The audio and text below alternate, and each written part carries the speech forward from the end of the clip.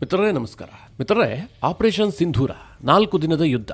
ಆ ಸಂದರ್ಭದಲ್ಲಿ ಇಂಡಿಯಾ ಮತ್ತು ಪಾಕಿಸ್ತಾನ ನಡುವೆ ಏನೇನಾಯಿತು ಎಲ್ಲದೂ ಕೂಡ ನಿಮಗೆ ಗೊತ್ತೇ ಇದೆ. ಆದ್ರೆ ಆಪರೇಷನ್ ಸಿಂಧೂರ ಆಗ್ತಿದ್ದ ಹಾಗೆ ಒಂದಷ್ಟು ಬೆಳವಣಿಗೆಗಳಾಗ್ತಾ ಇದ್ದಾವೆ. ಮುಖ್ಯವಾಗಿ ಅಮೆರಿಕದಲ್ಲಿ ಟ್ರಂಪ್ ಇದರ ಕಂಪ್ಲೀಟ್ ಕ್ರೆಡಿಟ್ ಅನ್ನು ತೆಗೆದುಕೊಳ್ಳೋದಕ್ಕೆ ನಾನಾ ರೀತಿಯಲ್ಲಿ ಯತ್ನ ಮಾಡ್ತಾ ಇದ್ದಾರೆ. ಈ ಯುದ್ಧ ನಿಂತ ಬಳಿಕ ಟ್ರಂಪ್ ಅನೇಕ ಬಾರಿ ಅನೇಕ ರೀತಿಯ ಸ್ಟೇಟ್ಮೆಂಟ್ಗಳನ್ನು ಕೊಡ್ತಾ ಇದ್ದಾರೆ. ಅದರಲ್ಲಿ ಒಂದು ಗೊತ್ತಾಗ್ತಾ ಇದೆ, ಟ್ರಂಪ್ಗೆ ಈ ಯುದ್ಧ ನಿಲ್ಲಿಸಿದ ಕ್ರೆಡಿಟ್ ಬೇಕು ಅನ್ನುವಂಥದ್ದು. ಈಗ ಮತ್ತೊಮ್ಮೆ ಸೌತ್ ಆಫ್ರಿಕಾದ ಅಧ್ಯಕ್ಷರ ಮುಂದೆ ಒಂದು ಸ್ಟೇಟ್ಮೆಂಟ್ ಕೊಟ್ಟಿದ್ದಾರೆ. ಇದು ಕೂಡ ಭಾರಿ ಚರ್ಚೆಗೆ ಗ್ರಾಸವಾಗ್ತಾ ಇದೆ. ಇದಕ್ಕೆ ಭಾರತದ ವಿದೇಶಾಂಗ ಸಚಿವ ಎಸ್ ಜೈಶಂಕರ್ ಮಾತ್ರ ಮುಟ್ಟಿ ನೋಡಿಕೊಳ್ಳುವಂತಹ ಉತ್ತರ ಕೊಟ್ಟಿದ್ದಾರೆ. ಅದು ಕೂಡ ತುಂಬ ಇಂಟ್ರೆಸ್ಟಿಂಗ್ ಇದೆ. ಅದರ ಬಗ್ಗೆಯೂ ಕೂಡ ನಿಮಗೆ ಡೀಟೇಲ್ ಆಗಿ ತಿಳಿಸ್ಕೊಡ್ತೀನಿ. ಎರಡನೇದಾಗಿ ಮಿತ್ರರೇ, ಈ ಆಪರೇಷನ್ ಸಿಂಧೂರವನ್ನು ಭಾರತ ಮಾಡ್ತಲ್ಲ, ಆ ಸಂದರ್ಭದಲ್ಲಿ ಭಾರತದ ವಿಪಕ್ಷಗಳ ಬಗ್ಗೆ ಭಾರಿ ಮೆಚ್ಚುಗೆ ವ್ಯಕ್ತವಾಗಿತ್ತು. ಅದರಲ್ಲೂ ಮುಖ್ಯವಾಗಿ ಕಾಂಗ್ರೆಸ್ ಪಕ್ಷ ಮತ್ತು ಅದರ ನಾಯಕರ ಬಗ್ಗೆ. ಕಾಂಗ್ರೆಸ್ ಪಕ್ಷ ಇಡೀ ದೇಶದಲ್ಲಿ ಕೆಲವೊಂದಷ್ಟು ವಿಚಾರಗಳಿಗೋಸ್ಕರವಾಗಿ ಅಪಖ್ಯಾತಿಯನ್ನು ಗಳಿಸಿತ್ತು. ಆದರೆ ಮಿತ್ರರೇ, ಭಾರತಕ್ಕೆ ಸಂಕಷ್ಟ ಎದುರಾದಂತಹ ಸಂದರ್ಭದಲ್ಲಿ ಭಾರತ ಸರ್ಕಾರ ಕೈಗೊಂಡಂತಹ ಕ್ರಮಗಳನ್ನು ಕಾಂಗ್ರೆಸ್ ಪಕ್ಷ ಮುಕ್ತ ಕಂಠದಿಂದ ಶ್ಲಾಘನೆ ಮಾಡಿತ್ತು. ಸರ್ಕಾರ ಏನೇ ಕ್ರಮ ಕೈಗೊಂಡ್ರೂ ಕೂಡ ನಾವು ಸರ್ಕಾರದ ಜೊತೆಗೆ ನಿಂತ್ಕೊಳ್ತೀವಿ ಅಂತ ಘೋಷಣೆ ಮಾಡಿತ್ತು. ಹಾಗೆ ನಡೆದುಕೊಂಡಿದ್ರು ಕೂಡ. ಕಾಂಗ್ರೆಸ್ ಪಕ್ಷದ ಅಧ್ಯಕ್ಷ ಮಲ್ಲಿಕಾರ್ಜುನ ಖರ್ಗೆ ಆಗಲಿ ಅಥವಾ ರಾಹುಲ್ ಗಾಂಧಿ ಆಗಲಿ ಅಥವಾ ಕಾಂಗ್ರೆಸ್ನ ಇತರೆ ಮೇಲ್ಮಟ್ಟದ ಯಾವುದೇ ನಾಯಕರು ಕೂಡ ದೇಶದ ವಿರುದ್ಧವಾಗಲಿ ಅಥವಾ ಸರ್ಕಾರದ ವಿರುದ್ಧವಾಗಲಿ ಯಾವುದೇ ಸ್ಟೇಟ್ಮೆಂಟ್ಗಳನ್ನು ಕೊಟ್ಟಿರಲಿಲ್ಲ. ನನಗಿದನ್ನು ನೋಡಿದಂತಹ ಸಂದರ್ಭದಲ್ಲಿ ಕಾಂಗ್ರೆಸ್ ತುಂಬ ಚೇತರಿಸಿಕೊಂಡಿದೆ, ಮೊದಲಿನಂತಿಲ್ಲ, ಹೀಗೆಲ್ಲ ಅನಿಸೋದಕ್ಕೆ ಶುರುವಾಗಿತ್ತು. ಆದರೆ ಮಿತ್ರರೇ, ಕಾಂಗ್ರೆಸ್ ಪಕ್ಷ ಇದನ್ನೇ ಕಂಟಿನ್ಯೂ ಮಾಡಿದ್ದೇ ಆಗಿದ್ರೆ ಅವರಿಗೆ ದೊಡ್ಡ ಲಾಭ ಆಗ್ತಾ ಇತ್ತು.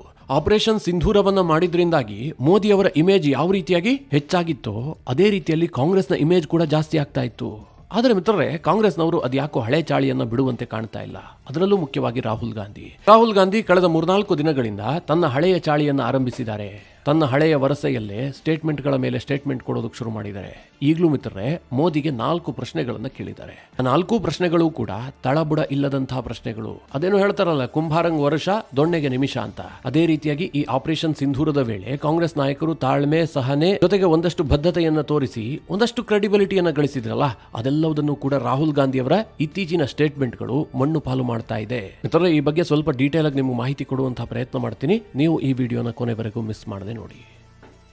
ಯಾವಾಗ ಪೆಹಲ್ಗಾಮ್ ಅಟ್ಯಾಕ್ ಆಗುತ್ತೋ ಇಡೀ ದೇಶಕ್ಕೆ ಒಂದು ಕನ್ಫರ್ಮ್ ಆಗಿತ್ತು, ನರೇಂದ್ರ ಮೋದಿ ಅವರು ಈ ಬಾರಿ ದೊಡ್ಡದೇನೋ ನಿರ್ಧಾರ ಕೈಗೊಳ್ತಾರೆ. ಪಾಕಿಸ್ತಾನದ ವಿರುದ್ಧ ಒಂದು ನಿರ್ಣಾಯಕವಾದಂತಹ ಯುದ್ಧ ಆದರೂ ಕೂಡ ಏನು ಆಶ್ಚರ್ಯ ಇಲ್ಲ ಅಂತ. ಅದೇ ಪ್ರಕಾರವಾಗಿ ಭಾರತವೂ ಕೂಡ ಒಂದು ದೊಡ್ಡ ಸೈನಿಕ ಕಾರ್ಯಾಚರಣೆಯನ್ನು ಮಾಡಿತು.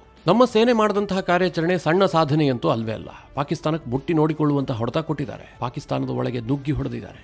ಈ ಇಡೀ ಸೈನಿಕ ಕಾರ್ಯಾಚರಣೆಯ ಕ್ರೆಡಿಟ್ ಯಾರಿಗೆ ಹೋಗಬೇಕು? ಕಾಂಗ್ರೆಸ್ ಪಕ್ಷದವರು ಹೇಳ್ತಾ ಇದ್ದಾರೆ ಇದು ನಮ್ಮ ಸೇನೆಯ ಸಾಧನೆ ಅಂತ. ಅದು ನೋ ಡೌಟ್, ನಮ್ಮ ಸೇನೆ ಇದ್ರೆ ಇದೆಲ್ಲ ಸಾಧನೆ ಮಾಡೋದಕ್ಕೆ ಸಾಧ್ಯ ಆಗುತ್ತೆ, ಇಲ್ಲದೆ ಹೋದ್ರೆ ಸಾಧ್ಯವೇ ಇಲ್ಲ. ಇನ್ನು ನರೇಂದ್ರ ಮೋದಿ ಅವರ ಬೆಂಬಲಿಗರು ಹೇಳ್ತಾ ಇದ್ದಾರೆ ಇದೆಲ್ಲದಕ್ಕೂ ಮೂಲ ಕಾರಣ ನರೇಂದ್ರ ಮೋದಿ ಮತ್ತು ಅವರ ಸರ್ಕಾರ ಅಷ್ಟೊಂದು ಬದ್ಧತೆ, ಅಷ್ಟೊಂದು ಧೈರ್ಯವನ್ನು ತೋರದೇ ಇದ್ದಿದ್ರೆ ಇದ್ಯಾವುದು ಕೂಡ ಸಾಧ್ಯವೇ ಆಗ್ತಾ ಇರಲಿಲ್ಲ ಅಂತ. ಇಲ್ಲಿ ಗಮನಿಸಬೇಕಾದಂತಹ ಸೂಕ್ಷ್ಮ ಅಂಶ ಏನು ಕೇಳಿದ್ರೆ, ಬಿಜೆಪಿಯವರಿಗಾಗ್ಲಿ ಅಥವಾ ನರೇಂದ್ರ ಮೋದಿ ಅವರ ಅಭಿಮಾನಿಗಳಿಗಾಗ್ಲಿ ಈ ಕಾರ್ಯಾಚರಣೆಯ ಕ್ರೆಡಿಟ್ ಅನ್ನ ಸೇನೆಗೆ ಕೊಡೋದ್ರಲ್ಲಿ ಯಾವುದೇ ಅಪಸ್ವರ ಇಲ್ಲ. ಆದ್ರೆ ಇದಕ್ಕೆ ನರೇಂದ್ರ ಮೋದಿ ಅವರೂ ಕಾರಣ ಅನ್ನುವಂಥದ್ದು ಅವರ ವಾದ. ಕಾಂಗ್ರೆಸ್ ಪಕ್ಷದವರ ವಾದ ಏನಿದೆ ಗೊತ್ತಾ? ಸೈನಿಕ ಕಾರ್ಯಾಚರಣೆಯ ಯಶಸ್ಸನ್ನ ಸೇನೆ ಕೊಡಬೇಕು. ಈ ಕಾರ್ಯಾಚರಣೆಯಿಂದ ಒಂದಷ್ಟು ನಷ್ಟ ಆಗಿದೆ, ಅಮೆರಿಕ ಮೂಗು ತೂರಿಸಿದೆ, ಇದೆಲ್ಲದರ ಹೊಣೆಯನ್ನ ನರೇಂದ್ರ ಮೋದಿ ಅವರ ಸರ್ಕಾರ ಹೊರಬೇಕು ಅಂತ ಕಾಂಗ್ರೆಸ್ ವಾದ ಮುಂದಿಡ್ತಾ ಇದೆ. ಮಿತ್ರರೇ, ಈ ಆಪರೇಷನ್ ಸಿಂಧೂರದ ವಿಚಾರದಲ್ಲಿ ಕೇಂದ್ರ ಸರ್ಕಾರ ಎಲ್ಲೂ ಕೂಡ ರಾಜಕೀಯವನ್ನು ತರೋದಕ್ಕೆ ಯತ್ನ ಮಾಡಿರಲಿಲ್ಲ. ಇಷ್ಟು ದಿನ ಅವರು ಕೂಡ ಬಹಳ ಬದ್ಧತೆಯನ್ನು ತೋರಿಸಿದ್ರು. ಇದರಿಂದ ನಮಗೇನೋ ರಾಜಕೀಯ ಲಾಭ ಆಗಬೇಕು ಆ ರೀತಿಯಾಗಿ ನಡೆದುಕೊಂಡಿರಲಿಲ್ಲ. ಆದರೆ ಪ್ರಧಾನಿ ನರೇಂದ್ರ ಮೋದಿ ಅವರು ರಾಜಸ್ಥಾನದ ಬಿಕಾನೇರ್ಗೆ ಹೋಗಿ ಭಾಷಣ ಮಾಡಿದ್ರಲ್ಲ, ಪಾಕಿಸ್ತಾನದಿಂದ ಕೇವಲ 200 ಕಿಲೋಮೀಟರ್ ದೂರದಲ್ಲಿ ನಿಂತ್ಕೊಂಡು ಅವರೊಂದು ಅಬ್ಬರದ ಭಾಷಣವನ್ನು ಮಾಡ್ತಾರೆ. ಈ ಭಾಷಣದ ಉದ್ದೇಶ ಬಹಳ ಸ್ಪಷ್ಟವಾಗಿತ್ತು. ಪಾಕಿಸ್ತಾನಕ್ಕೂ ಒಂದು ಸಂದೇಶವನ್ನು ಕೊಡಬೇಕು, ಜೊತೆಗೆ ದೇಶದಲ್ಲಿರುವಂತಹ ವಿಪಕ್ಷಗಳಿಗೂ ಕೂಡ ಒಂದು ಸಂದೇಶವನ್ನು ಕೊಡಬೇಕು. ಇದು ನರೇಂದ್ರ ಮೋದಿ ಅವರ ಉದ್ದೇಶವಾಗಿರುವ ಬಹಳ ಸ್ಪಷ್ಟವಾಗಿ ಎದ್ದು ಕಾಣ್ತಾ ಇತ್ತು. ನರೇಂದ್ರ ಮೋದಿ ಅವರು ಏನ್ ಹೇಳಿದ್ರು? ಸಿಂಧೂರ ಈಗ ನನ್ನ ರಕ್ತದಲ್ಲಿ ಹರಿತಾ ಇದೆ. ಸಿಂಧೂರ ಗನ್ ಪೌಡರ್ ಆದಾಗ ಏನಾಗುತ್ತೆ ಅನ್ನುವಂಥದ್ದು ಶತ್ರುಗಳಿಗೆ ಗೊತ್ತಾಗಿದೆ. ಮುಂದೆಯೂ ಕೂಡ ನಮ್ಮನ್ನ ಕೆಣಕುವಂತಹ ಪ್ರಯತ್ನ ಮಾಡಿದ್ರೆ ನಮ್ಮ ಉತ್ತರ ಇದೇ ರೀತಿಯಾಗಿರುತ್ತೆ ಎನ್ನುವಂತಹ ಸಂದೇಶವನ್ನ ಪಾಕಿಸ್ತಾನಕ್ಕೆ ನರೇಂದ್ರ ಮೋದಿ ಅವರು ರವಾನೆ ಮಾಡಿದ್ರು. ಇಲ್ಲೇ ಬಹಳ ಸೂಕ್ಷ್ಮವಾದಂತಹ ರಾಜಕೀಯ ವಿಚಾರ ಇರೋದು. ಸಹಜವಾಗಿ ನರೇಂದ್ರ ಮೋದಿ ಅವರು ಇರಬಹುದು, ನರೇಂದ್ರ ಮೋದಿ ಅವರ ಸರ್ಕಾರ ಇರಬಹುದು, ಈ ಎಲ್ಲ ಕ್ರೆಡಿಟ್ ಅನ್ನ ತೆಗೆದುಕೊಳ್ಳೋದಕ್ಕೆ ಯತ್ನ ಮಾಡ್ತಾರೆ. ರಾಜಕೀಯ ಲಾಭಕ್ಕೂ ಕೂಡ ಅವರು ಯತ್ನ ಮಾಡ್ತಾರೆ, ಅದು ಸಹಜ. ಇಲ್ಲಿ ಸ್ವಲ್ಪ ರಾಜಕೀಯ ಚಾಣಾಕ್ಷತನವನ್ನ ಕಾಂಗ್ರೆಸ್ ಪ್ರದರ್ಶನ ಮಾಡೋದಾದ್ರೆ ಈ ವಿಚಾರದಲ್ಲಿ ಕಾಂಗ್ರೆಸ್ ಮೂಗು ತುರಿಸೋದಕ್ಕೆ ಹೋಗಲೇಬಾರದು. ಯಾಕೆಂದ್ರೆ ಇದರಿಂದ ಅವರಿಗೆ ಏನು ಲಾಭ ಆಗೋದಿಲ್ಲ, ಅದು ಕನ್ಫರ್ಮ್ ಆದಂತಹ ವಿಚಾರ. ಇದರಲ್ಲಿ ಏನಾದರೂ ಲಾಭ ಆಗೋದಿದ್ರೆ ಅದು ನರೇಂದ್ರ ಮೋದಿ ಅವರಿಗೆ. ಈ ವಿಚಾರದಲ್ಲಿ ಕಾಂಗ್ರೆಸ್ ಪಕ್ಷ ಎಷ್ಟು ಮೌನವಾಗಿರುತ್ತೋ ಅಷ್ಟು ಅವರಿಗೆ ಲಾಭ ಆಗುತ್ತೆ. ಈ ಹಿಂದೆ ಅವರೇನು ನಿಲುವನ್ನು ತೆಗೆದುಕೊಂಡಿದ್ರಲ್ಲ, ಸರ್ಕಾರ ಏನೇ ತೀರ್ಮಾನ ಕೈಗೊಂಡ್ರು ಕೂಡ ನಾವು ಅವರ ಬೆನ್ನಿಗೆ ನಿಲ್ತೀವಿ ಅಂತ, ಅದನ್ನೇ ಕಾಂಗ್ರೆಸ್ ಈಗೇನಾದ್ರೂ ಮುಂದುವರಿಸಿದ್ದೇ ಆಗಿದ್ರೆ, ಈಗ ಬಿಜೆಪಿಯವರು ಕ್ರೆಡಿಟ್ ತೆಗೆದುಕೊಂಡಾಗ್ಲೂ ಕೂಡ ಕಾಂಗ್ರೆಸ್ನವರು ಮೌನಕ್ಕೆ ಶರಣಾಗಿದ್ದೇ ಆಗಿದ್ರೆ 100% ಜನ ಕಾಂಗ್ರೆಸ್ ಬಗ್ಗೆ ಯೋಚನೆ ಮಾಡ್ತಾ ಇದ್ರು. ಈ ದೇಶದಲ್ಲಿ ತುಂಬಾ ಪ್ರಬುದ್ಧವಾದಂತಹ ವಿಪಕ್ಷ ಇದೆ, ಎಷ್ಟು ಜವಾಬ್ದಾರಿಯಿಂದ ನಡೆದುಕೊಳ್ತಾ ಇದ್ದಾರೆ. ಒಂದು ಕಡೆ ಬಿಜೆಪಿಯವರು ಎಲ್ಲ ಕ್ರೆಡಿಟ್ ಪಡಿತಾ ಇದ್ರೂ ಕೂಡ ಕಾಂಗ್ರೆಸ್ನವರು ನೋಡಿ ದೇಶದ ವಿಚಾರದಲ್ಲಿ ರಾಜಕೀಯ ಮಾಡಲಿಲ್ಲ. ಹೀಗಂತ ಜನರಿಗೆ ಭಾವನೆ ಬಿಲ್ಡ್ ಆಗ್ತಾ ಇತ್ತು, ಕಾಂಗ್ರೆಸ್ ಪರವಾಗಿ ಜನ ಮಾತನಾಡ್ತಾ ಇದ್ರು. ಆದ್ರೆ ಮಿತ್ರರೇ, ರಾಹುಲ್ ಗಾಂಧಿ ಇದಕ್ಕೆಲ್ಲ ಅವಕಾಶವನ್ನೇ ಕೊಟ್ಟಿಲ್ಲ. ಮೊದಲಿಗೆ ಭಾರತಕ್ಕೆ ಎಷ್ಟು ಫೈಟರ್ ಜೆಟ್ ಲಾಸ್ ಆಗಿದೆ ಅದರ ಬಗ್ಗೆ ಕೇಂದ್ರ ಸರ್ಕಾರ ಉತ್ತರ ಕೊಡಬೇಕು ಅಂತ ಹೇಳಿ ಒಂದು ಪ್ರಶ್ನೆ ಎತ್ತಿದ್ರು. ಇದರಿಂದ ಏನಾಯ್ತು ಕೇಳಿದ್ರೆ, ಪಾಕಿಸ್ತಾನದಲ್ಲಿ ರಾಹುಲ್ ಗಾಂಧಿ ಸಿಕ್ಕಾಪಟ್ಟೆ ಫೇಮಸ್ ಆಗ್ಬಿಟ್ರು. ರಾಹುಲ್ ಗಾಂಧಿ ಈ ರೀತಿಯಾಗಿ ಪ್ರಶ್ನೆ ಕೇಳ್ತಾ ಇದ್ದಾರೆ ಅಂತ ಪಾಕ್ ಮಾಧ್ಯಮಗಳು ನಿರಂತರ ದಿನದ 24 ಗಂಟೆ ಸುದ್ದಿ ಮಾಡಿದ್ವು. ಆಗ್ಲಾದ್ರೂ ರಾಹುಲ್ ಗಾಂಧಿ ಎಚ್ಚರಗೊಳ್ಳಬೇಕಿತ್ತು, ಇಲ್ಲ ಈ ವಿಚಾರದಲ್ಲಿ ನಾನು ಮಾತನಾಡಬಾರ್ದು ಅಂತ.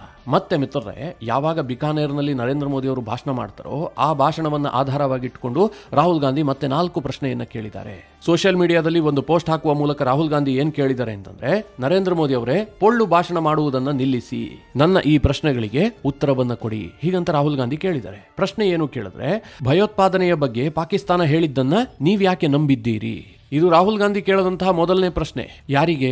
ಭಾರತದ ಪ್ರಧಾನಿ ನರೇಂದ್ರ ಮೋದಿ ಅವರಿಗೆ. ಮಿತ್ರರೇ, ಪಾಕಿಸ್ತಾನ ಅದೇನ್ ಭಯೋತ್ಪಾದನೆಯ ಬಗ್ಗೆ ಹೇಳಿದ್ಯೋ, ನರೇಂದ್ರ ಮೋದಿ ಅವರು ಅದೇನ್ ನಂಬಿದಾರೋ ನಮಗಂತೂ ಗೊತ್ತಿಲ್ಲ. ಆದ್ರೆ ರಾಹುಲ್ ಗಾಂಧಿ ಈ ಪ್ರಶ್ನೆ ಕೇಳಿದ್ದಾರೆ, ಇದಕ್ಕೆ ಯಾವುದೇ ಅರ್ಥ ಇದೆ ಅಂತ ಯಾರಿಗೂ ಅನ್ನಿಸ್ತಾ ಇಲ್ಲ. ಎರಡನೆಯ ಪ್ರಶ್ನೆ ಏನು ಕೇಳಿದ್ರೆ, ಟ್ರಂಪ್ಗೆ ತಲೆಬಾಗುವ ಮೂಲಕ ಭಾರತದ ಹಿತಾಸಕ್ತಿಯನ್ನ ನೀವು ಯಾಕೆ ತ್ಯಾಗ ಮಾಡಿದ್ದೀರಿ? ಮಿತ್ರರೇ, ಈಗಾಗಲೇ ಭಾರತ ಸರ್ಕಾರ ಈ ಬಗ್ಗೆ ಅನೇಕ ರೀತಿಯಲ್ಲಿ ಸ್ಪಷ್ಟನೆಯನ್ನ ಕೊಟ್ಟಿದೆ. ಭಾರತ ಯಾರ ಒತ್ತಡಕ್ಕೂ ಕೂಡ ಮಣಿದಿಲ್ಲ, ಪಾಕಿಸ್ತಾನವೇ ಯುದ್ಧ ವಿರಾಮಕ್ಕೆ ಬೇಡಿಕೆಯನ್ನ ಸಲ್ಲಿಸಿತು, ಹೀಗಾಗಿ ನಾವು ಯುದ್ಧ ವಿರಾಮವನ್ನು ಒಪ್ಪಿಕೊಂಡಿದ್ದೀವಿ, ಇದು ನಮ್ಮ ನಿರ್ಧಾರ, ಹೀಗಂತ ಭಾರತ ಸರ್ಕಾರ ಬಹಳ ಸ್ಪಷ್ಟವಾಗಿ ಹೇಳಿದೆ. ಆದ್ರೂ ಕೂಡ ರಾಹುಲ್ ಗಾಂಧಿ ಟ್ರಂಪ್ ಅವರಿಗೆ ನೀವು ಯಾಕೆ ತಲೆಬಾಗಿದ್ದೀರಿ ಹೀಗಂತ ಪದೇ ಪದೇ ಪ್ರಶ್ನೆ ಕೇಳೋದಕ್ಕೆ ಶುರು ಮಾಡಿದ್ದಾರೆ. ರಾಹುಲ್ ಗಾಂಧಿ ಅವರ ಮೂರನೇ ಪ್ರಶ್ನೆ ಏನು ಕೇಳಿದ್ರೆ, ಕ್ಯಾಮರಾ ಮುಂದೆ ಮಾತ್ರ ನಿಮ್ಗೆ ಯಾಕೆ ರಕ್ತ ಕುದಿಯುತ್ತೆ ಅಂತ.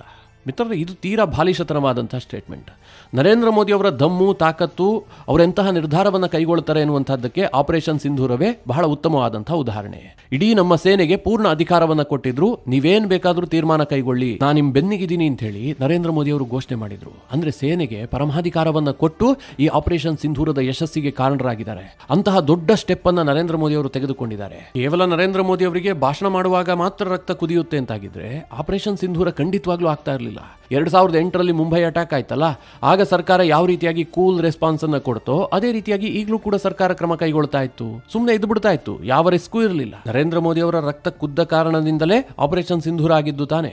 ಆದ್ರೂ ರಾಹುಲ್ ಗಾಂಧಿ ಈ ಪ್ರಶ್ನೆ ಕೇಳಿದ್ದಾರೆ, ಓಕೆ ಬಿಟ್ಬಿಡಿ. ಎಲ್ಲಾ ಪ್ರಶ್ನೆಗಳಾದ ಬಳಿಕ ರಾಹುಲ್ ಗಾಂಧಿ ಅದರ ಕೆಳಗಡೆ ಬರೆದಿದ್ದಾರೆ, ನೀವು ಭಾರತದ ಗೌರವಕ್ಕೆ ಧಕ್ಕೆ ತಂದಿದ್ದೀರಿ. ನರೇಂದ್ರ ಮೋದಿ ಅವರು ಯಾವ ರೂಪದಲ್ಲಿ ಧಕ್ಕೆ ತಂದಿದ್ದಾರೆ ನನಗಂತೂ ಗೊತ್ತಿಲ್ಲ. ಆಪರೇಷನ್ ಸಿಂಧೂರದಿಂದಾಗಿ ಭಾರತದ ತಾಕತ್ತು ಇಡೀ ವಿಶ್ವಕ್ಕೆ ದರ್ಶನ ಆಗಿದೆ, ಭಾರತದ ಸೈನಿಕ ಶಕ್ತಿಯ ಪರಿಚಯ ಆಗಿದೆ, ಭಾರತದಲ್ಲಿರುವಂತಹ ಅಡ್ವಾನ್ಸ್ ಡಿಫೆನ್ಸ್ ಇಕ್ವಿಪ್ಮೆಂಟ್ ಗಳ ಬಗ್ಗೆ ಜಗತ್ತು ಮಾತನಾಡ್ತಾ ಇದೆ, ಭಾರತದಲ್ಲಿ ಟೆಕ್ನಾಲಜಿ ಇದೆ ಅಂತ ಜಗತ್ತು ಒಪ್ಪಿಕೊಂಡಿದೆ. ಆದ್ರೂ ರಾಹುಲ್ ಗಾಂಧಿ ನರೇಂದ್ರ ಮೋದಿ ಅವರಿಗೆ ಹೇಳ್ತಾ ಇದ್ದಾರೆ, ನೀವು ಈ ದೇಶದ ಗೌರವಕ್ಕೆ ಧಕ್ಕೆ ತಂದಿದ್ದೀರಿ ಅಂತ. ಮಿತ್ರರೇ, ಹೀಗೆ ಭಾರತದಲ್ಲಿ ಆಪರೇಷನ್ ಸಿಂಧೂರದ ಕುರಿತಾಗಿ ರಾಜಕೀಯ ಆರಂಭಗೊಂಡಿದ್ರೆ ಅತ್ತ ಅಮೆರಿಕದಲ್ಲೂ ಕೂಡ ಟ್ರಂಪ್ ಈ ವಿಚಾರವನ್ನ ಪದೇ ಪದೇ ಪ್ರಸ್ತಾಪ ಮಾಡ್ತಾ ಇದ್ದಾರೆ. ಟ್ರಂಪ್ ಅವರ ಈ ನಡೆಯಿಂದ ಒಂದು ಕನ್ಫರ್ಮ್ ಆಗ್ತಿರುವ ವಿಚಾರ ಏನು ಕೇಳಿದ್ರೆ, ಟ್ರಂಪ್ ಅವರು ಮುಂದಿನ ನೊಬೆಲ್ ಶಾಂತಿ ಪುರಸ್ಕಾರದ ಮೇಲೆ ಕಣ್ಣಿಟ್ಟಿದ್ದಾರೆ.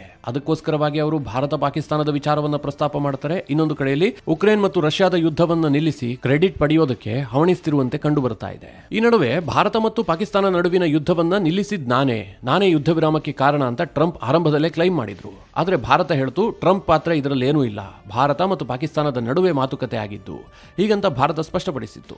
ಅದಾದ ಬಳಿಕ ಸೌದಿಗೆ ಹೋದಂತಹ ಟ್ರಂಪ್ ಏನ್ ಹೇಳಿದ್ರು, ನಾನೇ ಯುದ್ಧ ನಿಲ್ಲಿಸದೆ ಅಂತ ಹೇಳೋದಕ್ಕೆ ಸಾಧ್ಯ ಇಲ್ಲ, ನಾನು ಕೂಡ ಪ್ರಯತ್ನ ಪಟ್ಟಿದ್ದೀನಿ ಅಂತ ಟೋನ್ ಅನ್ನ ಬದಲಾಯಿಸಿದ್ರು.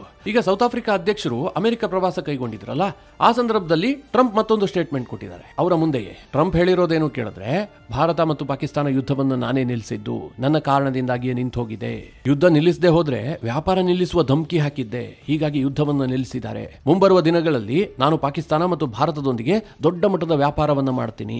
ಇಷ್ಟು ಮಾತ್ರ ಟ್ರಂಪ್ ಹೇಳಿಲ್ಲ, ಪಾಕಿಸ್ತಾನವನ್ನ ಮುಕ್ತ ಕಂಠದಿಂದ ಹೊಗಳಿದ್ದಾರೆ. ಪಾಕಿಸ್ತಾನದವರು excellent people, really good, great leader, ಹೀಗಂತ ಪಾಕಿಸ್ತಾನವನ್ನ ಹೊಗಳಿರುವಂತಹ ಟ್ರಂಪ್ ನರೇಂದ್ರ ಮೋದಿ ಅವರ ಬಗ್ಗೆಯೂ ಕೂಡ ಮಾತನಾಡಿದ್ದಾರೆ. My friend Modi, great guy, ಹೀಗೆಲ್ಲ ಸೌತ್ ಆಫ್ರಿಕಾದ ಅಧ್ಯಕ್ಷರ ಮುಂದೆಯೇ ಮೋದಿ ಅವರನ್ನ ಹೊಗಳಿ ಅಟ್ಟಕ್ಕೇರಿಸಿದ್ದಾರೆ. ನನಗನ್ಸುತ್ತೆ ಮಿತ್ರರೇ, ಭಾರತ ಸರ್ಕಾರದ ಪಾಲಿಗೆ ಈ ಟ್ರಂಪ್ ಒಂಥರ ಚಿನ್ನದ ಸೂಜಿ ಇದ್ದ ಹಾಗೆ. ಅದು ಚಿನ್ನದ ಸೂಜಿ, ಹಾಗಂತ ಕಣ್ಣಿಗೆ ಚುಚ್ಚಿಕೊಳ್ಳೋದಕ್ಕೆ ಸಾಧ್ಯವಾ? ಸದ್ಯ ಭಾರತ ಸರ್ಕಾರದ ಪರಿಸ್ಥಿತಿಯೂ ಕೂಡ ಅದೇ ಆಗಿದೆ. ಯಾಕಂದ್ರೆ ಟ್ರಂಪ್ ದಿನಕ್ಕೊಂದು ಸ್ಟೇಟ್ಮೆಂಟ್ ಕೊಡ್ತಾ ಇದ್ದಾರೆ, ಇದು ಭಾರತ ಸರ್ಕಾರವನ್ನ ಒತ್ತಡಕ್ಕೀಡು ಮಾಡ್ತಾ ಇದೆ.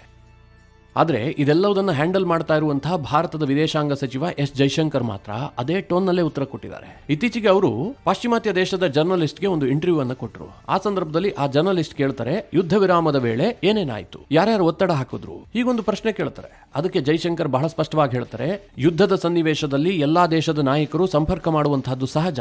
ಆ ಸಂದರ್ಭದಲ್ಲಿ ನಮಗ್ ಬುದ್ಧಿ ಹೇಳೋದಕ್ಕೆ ಬರ್ತಾರೆ. ಆದ್ರೆ ನಾವೊಂದು ನಿರ್ಧಾರವನ್ನ ಮಾಡಿದ್ವಿ, ಈ ಯುದ್ಧ ನಿಲ್ಲಬೇಕಾದ್ರೆ ಪಾಕಿಸ್ತಾನ ನಮ್ಮ ಬಳಿಯಲ್ಲಿ ಮನವಿ ಮಾಡಿಕೊಳ್ಬೇಕು. ಪಾಕಿಸ್ತಾನದಿಂದಲೇ ಪ್ರಪೋಸಲ್ ಬರುವವರೆಗೂ ಕೂಡ ನಾವು ಯುದ್ಧವನ್ನು ನಿಲ್ಲಿಸೋದಿಲ್ಲ ಅನ್ನುವಂಥ ಕ್ಲಿಯರ್ ಸ್ಟ್ಯಾಂಡ್ ಅನ್ನು ತೆಗೆದುಕೊಂಡಿದ್ವಿ.